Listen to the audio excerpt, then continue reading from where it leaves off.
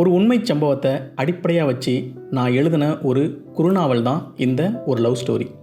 நான் முதல் தடவை ட்ரை பண்ண இந்த குறுநாவல் படிச்சுட்டு நிறைய நண்பர்கள் நல்லா இருக்குது அப்படின்னு பாராட்டியிருந்தாங்க. இது என் பக்கம் சேனல் வியூவர்ஸுக்கும் பிடிக்கும் அப்படிங்கிற நம்பிக்கையில் இதை ஆடியோ ஃபார்மேட்டுக்கு மாற்றியிருக்கேன். கேட்டுட்டு உங்கள் கருத்துக்களை பகிர்ந்துக்குங்க. நீங்கள் முதல் தடவை இந்த யூடியூப் சேனலுக்கு வரீங்கன்னா என்னோடய பேர் இளையராஜா. இது என்னுடைய ஆடியோ பிளாக். இங்கே நான் எழுதுகிற சிறுகதை, தொடர்கதை, பதிவுகள் எல்லாத்தையும் ஆடியோ ஃபார்மேட்டில் ரிலீஸ் பண்ணிகிட்ருக்கேன். உங்களுக்கு இந்த மாதிரி ஆடியோ ஃபார்மேட்டில் ஸ்டோரிஸ் கேட்க பிடிக்கும் அப்படின்னா என்னோடய சேனலுக்கு சப்ஸ்கிரைப் பண்ணிக்கங்க. உங்கள் ஃப்ரெண்ட்ஸ் அண்ட் ஃபேமிலிக்கு ஷேர் பண்ணுங்கள். ஒரு லவ் ஸ்டோரி இறுதி பகுதி. வெல்கம் பேக் சார் என்றாள் ரேகா. தேங்க்யூ மேடம் என தலைவணங்கி வரவேற்பை ஏற்றுக்கொண்டான் வினோத். இருவரும் சிரித்து கொண்டார்கள். அவளது சிரிப்பில் கொஞ்சமேனும் காதல் இருக்கிறதா என்று தேடி பார்த்து ஏமாந்தான் வினோத். ஃபுல்லாக ரெக்கவர் ஆயிட்டியா என்றால் அவனை சீண்டும் விதமாக. பார்த்தா எப்படி தெரியுது என கைகளை விரித்து பாவனை செய்தான். பட்டி டிங்கரிங் பார்த்த பழைய வண்டி மாதிரி இருக்கு.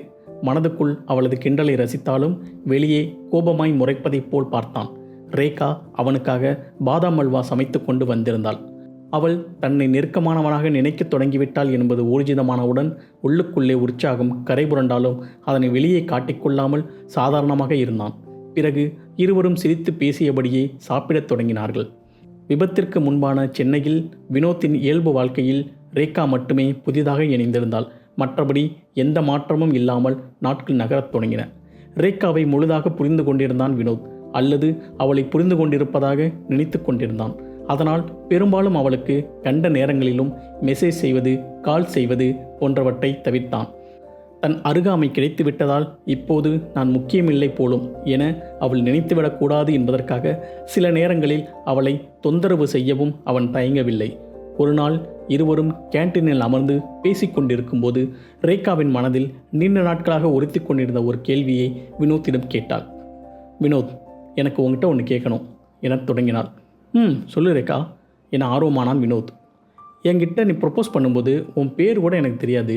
அதுக்கு முன்னே 2 இல்லை 3 தடவை ஆஃபீஸில் அங்கங்கே பார்த்துருக்கேன், அவ்வளோதான். அப்படி இருக்கும்போது நீ என்ன நம்பிக்கையில் வந்து என்கிட்ட ப்ரப்போஸ் பண்ண என கேட்டுவிட்டு வினோத்தை உற்று பார்த்தாள். 5 நொடிகள் எதுவும் பேசாமல் அவளையே பார்த்து கொண்டிருந்தான். பின்பு தலையை இடது வலமாக ஆட்டிக்கொண்டு மெலிதாக சிரித்தான். மேலும் சில நொடிகள் இலக்கற்ற ஒரு பார்வை பார்த்துவிட்டு அவளிடம் திரும்பி பேசத் தொடங்கினான். நீ ஓகே சொல்லுவேன்னு நினச்சிட்டு வரதான் நம்பிக்கை வேணும். நான் தான் அப்படி வரலையே. நான் பார்த்த அந்த நிமிஷமே பிடிச்சி போச்சு. ஆமாம், அழகை பார்த்து வந்தது தான் என் லவ். ஆனால் அழகா எவ்வளோ பொண்ணுங்களை நான் பார்த்துருக்கும்போது உன்கிட்ட மட்டும் ஏன் ப்ரப்போஸ் பண்ணணுன்னு தோணுச்சு எனக்கு தெரியலை. உண்மையை சொல்லணும்னா உன்னை யாரோ மாதிரி எனக்கு தோணவே இல்லை. தடவை பார்க்கும்போதே ஏற்கனவே ரொம்ப நாள் பழகின மாதிரி, ஏதோ எனக்குன்னே வந்தோ மாதிரி இருந்தது. கேட்க கொஞ்சம் ஃபிலிமியாக தான் இருக்கும், ஆனால் அதுதான் நிஜம். நிறுத்தினான். தன்னை கொஞ்சம் ஒருநிலைப்படுத்தி கொண்டு மீண்டும் பேசத் தொடங்கினான். உங்ககிட்ட நான் ப்ரப்போஸ் பண்ணது நம்பிக்கையில் இல்லை, பயத்தில். ஆமாம், உன்னை மாதிரி எந்த பொண்ணும் என் மேலே இந்த அளவுக்கு இன்ஃப்ளூயன்ஸ் பண்ணதில்லை. நீ எதுவுமே என்கிட்ட கேட்கல, ஆனால் உனக்காக என்னென்னவோ பண்ணணுன்னு தோணுச்சு. இப்படி ஒரு பொண்ணை பார்த்தேன், ஒரு வேலையும் பண்ண முடியாமல் என்னை பைத்தியமாக்கிட்டான்னு ஓடி போய் ஒவ்வொருத்தர்கிட்டையும் சொல்லணும்னு தோணுச்சு. இது வரைக்கும் நான் சேர்த்து வச்சுருந்த மொத்த லவ்வையும் உன் மேலே கொட்டணும்னு தோணுச்சு. ஆனால் இது எதையுமே என்னால் பண்ண முடியும்னு எனக்கு தோணலை. உன் பின்னாடியே சுற்றிட்டு இருந்தால் எனக்கு கிடைக்க போகிற வழியை நினச்சி பயந்தேன். அதனால தான் உங்ககிட்ட ப்ரப்போஸ் பண்ணேன். அதுக்கப்புறம் உன்னை பார்க்கவே கூடாதுன்னு நினச்சேன். அதே மாதிரி கிட்டத்தட்ட 20 நாள் உன்னை பார்க்காமலேயே இருந்தேன். அத்தனை நேரமும் அமைதியாக அவனை பார்த்து கொண்டிருந்த ரேகா இடைமறித்து பேசினாள். அப்புறம் ஏன் மறுபடியும் என்கிட்ட வந்து பேசினேன்? என்கூட ஃப்ரெண்டாக இருந்தால் என்னை பிடிக்காமல் போகுன்னு சொன்னேன். உடனே பதில் சொல்லாமல் அவளை பார்த்து கொண்டிருந்து விட்டு சொன்னான். ஒவ்வொருத்தருக்கும் ஒவ்வொரு வீக்னஸ் இருக்கும் இல்லையா? உன்னை பார்க்காம இருந்த அந்த 20 நாளில் தான் தெரிஞ்சுக்கிட்டேன் என்னோடய வீக்னஸ் நீதான்னு. வினோத் சொல்லி முடிக்கும்போது பார்வையை டேபிள் மீது வைத்திருந்த பீங்கான் காப்பி கோப்பை மேல் பதித்தபடி அமர்ந்திருந்தாள் ரேகா. அவள் நிமிர்ந்து அவனை பார்க்கவில்லை. தீவிரமாக யோசிக்கிறாள் என்பது தெரிந்ததால் வினோத்தும் அவளை நிமிர சொல்லவில்லை. நொடிகள் நிமிடங்களாகின. இருவருக்கும் இடையே அமைதி ஜம்மென அமர்ந்திருந்தது. திடீரென எழுந்தவள் அவனிடம் எதுவும் பேசாமல் நடந்து செல்லத் தொடங்கினாள். வினோத் அவள் செல்வதை பார்த்தபடி அமர்ந்திருந்தான். இரவு அறைக்கு சென்ற பிறகு அவளுக்கு வாட்ஸ்அப் செய்தான். 2 நொடிக்கொரு முறை அவளிடமிருந்து பதில் வந்திருக்கிறதா என பார்த்து கொண்டே இருந்தான். அவளிடம் பேசியதை மீண்டும் மீண்டும் மனதுக்குள் ஓட்டி பார்த்தான். தவறாக எதையாவது பேசிவிட்டோமோ என்று தவித்தான். மனம் சோர்வாக உணர்ந்தான். உடம்பின் வலு மொத்தமாய் கரைந்து போனதை போன்ற நிலையில் இருந்தான். மணி 10 நெருங்கும்போது அறைக்குள் நுழைந்தான் மகேஷ். லைட் எதுவும் போடாமல் இருட்டில் தூங்காமல் படுத்திருந்தான் வினோத். என்னடா தூங்கலியா? இல்லடா, ஏதோ பிரச்சனை என்பதை வினோத்தின் முகமே மகேஷுக்கு உணர்த்தியது. என்னாச்சுடா, என்னவோ போல இருக்க? மகேஷின் இந்த கேள்வியே அவனுக்கு போதுமானதாக இருந்தது. அவனுக்கும் ரேகாவிற்கும் நடந்த மொத்த உரையாடலையும் கிட்டத்தட்ட ஒப்பித்தான். ஏண்டா, இப்போதான் அந்த பொண்ணு நல்லா பேசிகிட்டு இருந்தா, அதுவும் உனக்கு ஆக்சிடெண்ட் ஆகவும் பரிதாபப்பட்டு அதை இப்படி கெடுத்துட்டியாடா? டேய், அவள் கேட்டதுக்கு தாண்டா பதில் சொன்னேன். சரிடா, கேட்டால் 2 வரியில் ஒரு பதிலை சொல்லிவிட்டு அமைதியாக இருந்திருக்க வேண்டியதானே. அதை விட்டுட்டு இப்படி பக்கம் பக்கமாக பேசியிருக்க. இப்போ அந்த பொண்ணுக்கு என்ன தோணியிருக்கும்? இன்னும் இவன் நம்மளை லவ் பண்ணிட்டு தான் இருக்கான், இது சரியாக வராது, இனிமேல் இவங்கிட்ட பேசாமல் அவாய்ட் பண்ணிட வேண்டியதுதான்னு தோணியிருக்கும். டேய், நீயா ஒன்று சொல்லாதடா, நான் மனசில் இருக்கிறதாண்டா பேசினேன், இதுலடா தப்பு. இப்போ எல்லாம் மனசில் இருக்கிறத அப்படியே மறைக்காமல் பேசுகிறவன் தான் தப்பானவன். வினோத் பதிலுக்கு எதுவும் பேசாமல் அமைதியாக இருந்தான். சரி விடு, பேசியாச்சு. அந்த பொண்ணுக்கு மெசேஜ் பண்ணி டார்ச்சர் பண்ணாமல் ஒரு 2 நாள் ஃப்ரீயாக விடு, அதுக்கப்புறம் பேசிப்பார் என கூறிவிட்டு உடைமாற்றிக்கொள்ள தொடங்கினான் மகேஷ். யோசனையோடு அமர்ந்திருந்தான் வினோத். மகேஷ் சொன்னது போலவே 2 நாட்களுக்கு அவளை தொந்தரவு செய்யவில்லை. ஆனால் அவளிடமிருந்து மெசேஜ் எதுவும் வந்திருக்கிறதா என அடிக்கடி மொபைலை பார்ப்பதற்கு தவறவில்லை. ஆஃபீஸிலும் அவள் பிரேக் வரும் நேரங்களில் கேன்டீன் செல்வதை தவிர்த்தான். 2 நாட்கள் மட்டும் என அவன் நினைத்தது 1 வாரத்தை தாண்டியது. வினோத் வாட்ஸ்அப் செய்து பார்த்தான். எந்த பதிலும் அவளிடமிருந்து வரவில்லை. அழைத்து பார்த்தான். அழைப்பு துண்டிக்கப்பட்டது. தன் கண் முன்னேயே தான் கொண்டிருந்த அத்தனை நம்பிக்கையும் உடைந்து கொண்டிருப்பதாய் நினைத்தான். அவனிடம் பேசுவதற்கு அவள் விரும்பாத போது ஆஃபீஸ் வரும் வழியிலோ பேருந்து நிறுத்தத்திலோ சந்திக்க முயற்சி செய்வது நாகரிகமாக இருக்காது என்பதால் அந்த எண்ணத்தை கைவிட்டான். அவளை பார்க்காமல் 10 நாட்கள் கடந்திருந்தன. எல்லோரிடமும் சகஜமாக பேசிக்கொண்டிருந்தாலும் உள்ளுக்குள்ளே வெற்றிடத்தை உணர்ந்தான். கூட்டத்திலும் தனிமைப்பட்டு கிடந்தான். இந்த முறை மதனிடம் எதையும் பகிர்ந்து கொள்ளவில்லை. ஆனால் வினோத்தை நன்றாய் அறிந்திருந்த மதன் ஏதோ நடந்திருக்கிறது என்பதை மட்டும் புரிந்து கொண்டான். அவனிடம் கேட்டுக்கொள்ளவில்லை. கம்ப்யூட்டர் திரையின் மீது கவனத்தை குவித்து வினோத் வேலை செய்து கொண்டிருந்த போது பாக்கெட்டில் இருந்த அவனுடைய செல்போன் அதிர்ந்தது. எடுத்து பார்த்தவனுக்கு தலைகால் புரியவில்லை. 1 மெசேஜ் ரிசீவ்டு ஃப்ரம் டார்லிங். ஆர்வத்தோடு திறந்து பார்த்தான். Come to canteen. உடனே டைப் செய்தான். I will be there in a minute. செய்து கொண்டிருந்த வேலையை அப்படியே விட்டுவிட்டு கம்ப்யூட்டரை லாக் செய்து கொண்டு எழுந்தான். அவன் மேஜை மீது இருந்த இன்டர்காம் அலறியது. சலிப்போடு எடுத்தான். மறுமுனையில் மேனேஜர் விஜய்.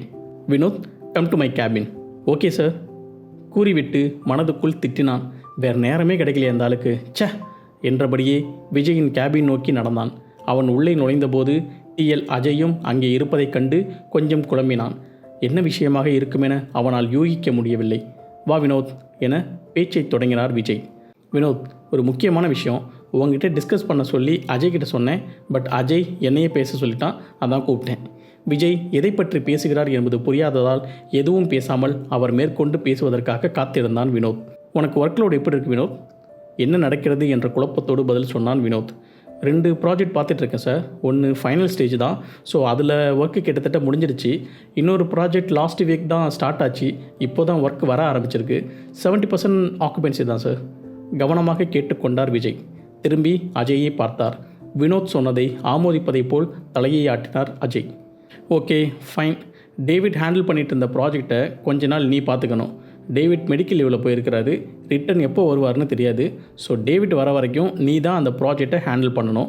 ப்ராஜெக்ட் டீட்டெயில்ஸ் எல்லாம் டாக்குமெண்ட் பண்ணி நம்ம ஷேர் பாயிண்டில் போட்டு வச்சுருக்கிறாரு, டவுன்லோட் பண்ணி டீட்டெயில்ஸ் பார்த்துக்கோ. ஓகே சார், நான் பார்த்துக்கிறேன். ஓகே வினோத். தயக்கத்துடன் வினோத் கேட்டான். சார், டேவிட்டுக்கு என்னாச்சு? யாருக்கிட்டையும் ஷேர் பண்ணிக்காத. அவரோட ஒய்ஃப் சூசைட் அட்டன் பண்ணிட்டாங்க. ரொம்ப சீரியஸ் கண்டிஷன் தான் போல். ஐசியூவில் வச்சுருக்காங்கன்னு சொன்னார். ஈவினிங் நானும் அஜயும் ஹாஸ்பிட்டலில் போய் பார்த்துட்டு வரலாம்னு இருக்கோம். விருப்பப்பட்டால் நீயும் வேணாவா? தலையாட்டினான் வினோத். மீண்டும் கேட்டான். சார், டேவிட் லவ் மேரேஜ் தானே? ஆமாம், 5 இயர்ஸ் லவ் பண்ணி 2 பேரும் வீட்டை எதிர்த்து மேரேஜ் பண்ணிட்டாங்க. அப்புறமும் எப்படி சார் இந்த மாதிரி சூசைடெல்லாம்? நன்றாக மூச்சை இழுத்து விட்டு கொண்டு பேசினார் விஜய். வினோத், லவ் பண்ணும்போது எல்லா லவ்வர்ஸும் நல்லா தான் இருப்பாங்க. மணிக்கணக்காக ஃபோனில் பேசுகிறது, பார்க், பீச்சு, சினிமான்னு ஒரு இடம் விடாமல் ஊர் சுற்றுறது, நீ இல்லைனா நான் இல்லை, நான் இல்லைனா நீ இல்லை அப்படின்னு சினிமா டயலாக் எல்லாம் பேசிக்குவாங்க. மாறி மாறி லவ்வை வாரி கொட்டிக்குவாங்க. அதே கல்யாணம் பண்ணிக்கிட்டா அதான் கூடவே இருக்காளே, நம்மளை விட்டுட்டு எங்கே போக போகிறா அப்படிங்கிற அலட்சியத்தில் பையனோ சமைக்கிறது, துணி துவைக்கிறது, வேலைக்கு போகிறது, குழந்தைய பார்த்துக்கிறதுன்னு ரெஸ்ட் எடுக்க கூட நேரம் இல்லாமல் சுற்றுறதுல பொண்ணும் வேறு ட்ராக்கில் போயிடுறாங்க. அப்புறம் என்ன, இருக்கிற நேரத்தில் 2 பேரும் ஒருத்தர் மேலே ஒருத்தர் குறை சொல்லி சண்டை போட்டுக்கிறதுலேயே காலத்தை ஓட்டுறாங்க. உட்காந்து பொறுமையாக மனசை விட்டு பேசினா தீக்கிற பிரச்சனையை ஒன்றுத்துக்கும் உதவாத ஈகோவுக்காக பெருசாகிட்டே போயிடுறாங்க. People makes relationship really complicated this days. Vijay பேசியது புரிந்ததைப் போல தலையாட்டி விட்டு வெளியே வந்தான் வினோத். அவனது கால்கள் தானாக கேன்டீன் நோக்கி செல்லத் தொடங்கின. ஆனால் விஜயிடம் பேசுவதற்கு முன்பிருந்த அவசரம் இப்போது அவனிடம் இல்லை. தீவிர யோசனையோடு நடந்தான். ரேகா எனக்கு கிடைச்சா ஒருவேளை நானும் விஜய் சொன்ன மாதிரி தான் இருப்பேனோ? அவள் மேலே இருக்கிற லவ் குறைஞ்சிடுமோ? அவள் சாதாரணமாக எனக்கு தோண ஆரம்பிச்சிடுவாளோ? ஒருவேளை அவள் கூட லைஃப்பில் சேராமல் போயிட்டா இப்போ எந்த அளவுக்கு பிடிச்சிருக்கோ அப்படியே தானே கடைசி வரைக்கும் அவளை பிடிக்கும். ச்சே, ரொம்ப சில்லியாக திங்க் பண்ணுறேனோ. கேன்டீன் நுழைந்தவுடன் தான் சுயநினைவிற்கு வந்தான். அவளை தேடினான். ஜன்னலை ஒட்டி போடப்பட்டிருந்த டேபிள் அருகே அமர்ந்திருந்தாள் அவள். டேபிளை நெருங்கினான். நிமிர்ந்து அவனை பார்த்துவிட்டு மீண்டும் குனிந்து கொண்டான். சேரில் அமர்ந்தான். தொண்டையை செருமிக்கொண்டு பேசினான். ஹாய் ரேகா. ஹாய் என்றாள் பதிலுக்கு. அடுத்து என்ன பேசுவதென்று அவனுக்கும் தெரியவில்லை. அவளே ஏதேனும் பேசுவாள் என எதிர்பார்த்து காத்திருந்தான். அவள் எதுவும் பேசாமல் இருந்ததால் மீண்டும் அவனே ஆரம்பித்தான். ரேகா, உனக்கு என் மேலே ஏதாவது கோவமா? அப்போதும் அவள் பேசவில்லை. காத்திருந்தான். பிறகு என் மனசில் இருந்தது தான் என வினோத் பேசத் தொடங்கும்போது 23/12 விஜயராகவபுரம் 2nd ஸ்ட்ரீட் வடபழனி என்றாள் ரேகா. இடைமறிக்கப்பட்ட வினோத் அவள் என்ன பேசுகிறாள் என்பது புரியாமல் விழித்தான். என்னது அட்ரஸ்? என்ன அட்ரஸ்? என் அப்பா அம்மா கிட்ட பேசணும்னு வீட்டு அட்ரஸ் கேட்டியே, அதுதான் என்றாள். அவள் சொன்னதன் முழு அர்த்தமும் புரிந்தவுடன் முகமெல்லாம் புன்னகையாக மாறினான். அப்படின்னா உனக்கு ஓகேவா என்றான். என்று மட்டும் பதிலளித்தாள் சின்ன புன்னகையுடன். நம்பவே முடியவில்லை அவனால். சிரித்தான் சிரித்தான் சிரித்தபடியே அவளை பார்த்து கொண்டிருந்தான். அவளும் குறும்பு புன்னகை செய்தபடியே அவனை பார்த்து கொண்டிருந்தாள். நிமிட நேர புன்னகைக்கு பிறகு அவள் பேசினாள். சரி, என் பேரண்ட்ஸ் ஒத்துக்கலான்னு நீ என்ன பண்ணுவ என்றாள். அப்பா அம்மா சொல்கிற பையனை தான் கல்யாணம் பண்ணிப்பேன்னு நீ தான் ஏற்கனவே சொல்லிட்டியே. ஸோ அவங்க எஸ் சொல்கிற வரைக்கும் கேட்டுக்கிட்டே இருப்பேன், எத்தனை வருஷம் ஆனானோ. டைலாக் எல்லாம் ஓகே, பார்க்கலாம் என்ன ஓகே சொல்ல வச்ச மாதிரி அவங்களையும் ஓகே சொல்ல வைக்கிறியான்னு என்றாள். புன்னகை கொஞ்சமும் மாறாமல் பேசும் அவளை பார்த்து கொண்டே இருந்தான். எனக்காக ஒரு நோட் புக் ஃபுல்லாக கவிதை எழுதினால, இப்போது எனக்கு ஒரு கவிதை வேணும், சொல்லு என்றாள். சந்தோஷத்தில் மயக்கமே வந்துவிடும் போல இருந்தது அவனுக்கு. மனதில் தைரியத்தை வரவழைத்து கொண்டு டேபிள் மீது இருந்த அவளது கைகளை நடுக்கம் நிறைந்த தன் கைகளால் பிடித்தான். அவளது கண்களை பார்த்து கொண்டு சொல்லத் தொடங்கினான். என்ன வரம் வேண்டுமென்று இறைவன் கேட்டால் யோசிக்காமல் சொல்வேன். இப்போது போலவே எப்போதும் உன்னை காதலித்தே கரைந்து போக வேண்டுமென்று. நல்ல புரிதல் கொண்ட காதலை எத்தனை ஊழல்கள் வந்தாலும் தகர்த்து விட முடியாது. அப்படி ஒரு காதலாக வினோத்தின் காதலும் இருக்குமென நம்பி விடைபெறுவோம். முற்றும்.